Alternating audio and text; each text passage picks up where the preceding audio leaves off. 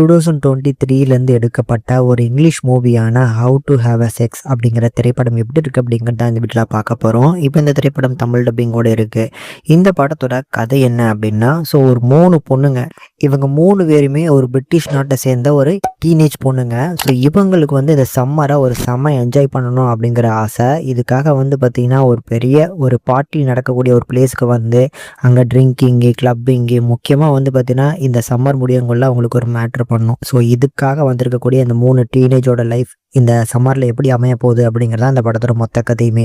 இந்த படத்தை பொறுத்தளவுக்கு எனக்கு ரொம்ப ஓரளவுக்கு நீட்டான ஒரு படமாக ஃபீல் ஆச்சு. ஏன் அப்படின்னா, இப்போ இருக்கக்கூடிய ஜென்ரேஷன் பீப்புள்ஸ் அதுலேயுமே 16 வயசு ஆகக்கூடிய இந்த 3 பொண்ணுங்களோட ஆசை, அவங்க பண்ணக்கூடிய விஷயங்கள் எல்லாமே ரொம்ப யதார்த்தமாக அந்த படத்தில் காமிச்சிருப்பாங்க. அது எதுவுமே பார்த்திங்கன்னா ட்ராமாட்டிக்காக ஒரு ஃபீலே ஆகலை.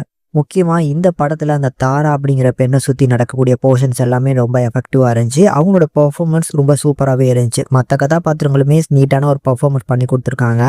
ஓவராலாக பார்க்கும்போது இந்த படத்தில் பார்த்திங்கன்னா ஒரு ஏஜ் காமெடி ட்ராமாவாக எடுத்துருக்குறாங்க.